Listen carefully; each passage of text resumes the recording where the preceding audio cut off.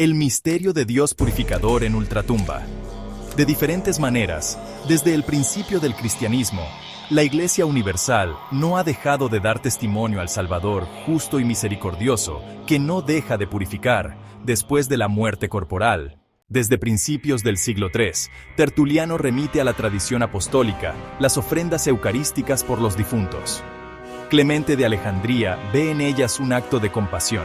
Agustín y Crisóstomo un alivio procurado a los muertos.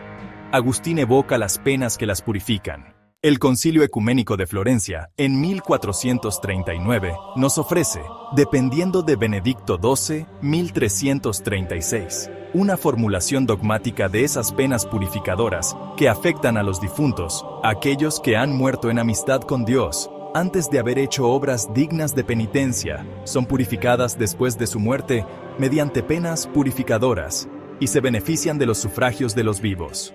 Estilo afirmativo, que el Segundo Concilio Ecuménico de Trento completa negativamente anatematizando a los negadores de la permanencia de una pena temporal que se debe sufrir en este mundo o en el otro, en el purgatorio, antes de acceder al reino de los cielos. Luego, en su última sesión, diciembre de 1563, el concilio no se limitó a recomendar la discreción en la predicación sobre ese tema, sino insistió sobre el tema doctrinal. La Iglesia Católica, instruida por el Espíritu Santo, enseñó según las Sagradas Escrituras y la antigua tradición de los padres, que hay un purgatorio. Las almas que ahí son retenidas, son auxiliadas por las intercesiones de los fieles, en especial por el sacrificio propiciatorio del altar. Hay un purgatorio, es decir, hay un Dios purificador que purifica a los bautizados aquí abajo y también, si no aceptaron esta purificación terrestre, después de la muerte. Ningún alma puede entrar en el reino de la visión de Dios si no ha logrado una purificación plena de sus faltas. Entre el infierno, alejamiento definitivo de Dios, y el cielo, proximidad inmediata, el purgatorio es aproximación progresiva. El alma del purgatorio, consciente de su pecado, aún no plenamente reparado, experimenta un sufrimiento moderado. El mismo fuego divino es para el condenado suplicio, para el impuro purificación, para el totalmente purificado beatitud. Si algunos sobrevalúan al purgatorio, otros subestiman su pena. Solo aquellos que, en la fe, toman conciencia de la infinita santidad de Dios y de las heridas que el pecador inflige a la humanidad y a sí mismo. Esta es la misericordia de la pureza purificadora de Dios, que Cristo, a través de su Iglesia, continuará anunciando hasta el fin de la historia a todas las generaciones. A partir del siglo III, conscientes de la solidaridad entre bautizados, que llamamos comunión de los santos, los penitentes hacían un llamado a toda la comunidad. Pedían a los confesores de la fe, cuyos sufrimientos eran considerados preciosísimos, que los ayudaran, por sus méritos, a obtener del obispo la reconciliación, en el sacramento de la penitencia. Las oraciones y las buenas obras de los justos eran tan estimadas, continúa Pablo VI, que se afirmaba, el penitente es lavado, purificado, rescatado, gracias a la ayuda de todo el pueblo cristiano. Se creía que la Iglesia satisfacía, en cada uno de sus miembros, justos, como un solo cuerpo, unido a Cristo, para la remisión de los pecados. Por ese motivo, los obispos, luego de haber establecido la medida de la satisfacción que el pecador deseoso de reconciliación debía brindar, permitían que las penitencias canónicas fuesen reemplazadas por otras obras realizadas por los penitentes mismos o por otros fieles. La Iglesia de los primeros siglos estaba convencida de esto. Los obispos podían liberar a cada creyente de las consecuencias de sus pecados por la aplicación de los méritos de Cristo y de los santos. La indulgencia es la remisión de un castigo temporal debido al pecado ya perdonado en tanto que ofensa a Dios. Recordémoslo, el perdón del pecado no suprime la necesidad de una reparación por parte del pecador.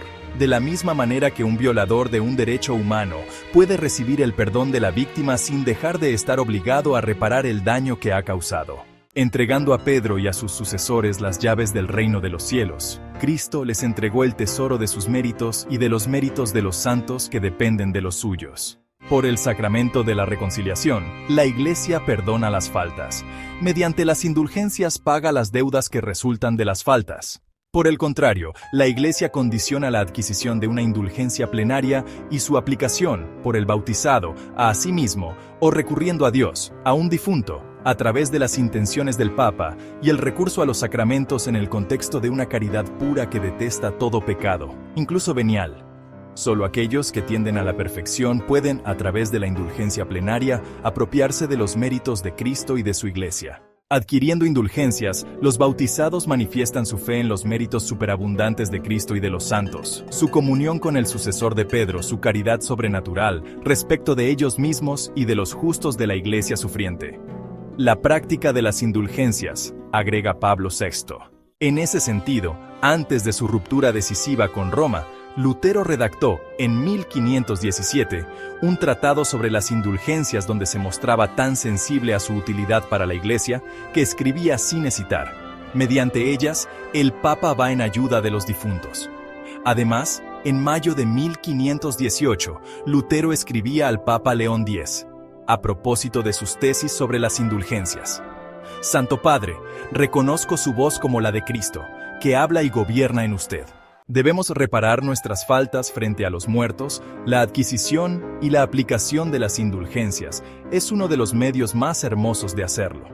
Tal vez esto fue lo que habían percibido esos cristianos de Corinto cuando se daban, en favor de sus muertos, esos baños misteriosos evocados por San Pablo.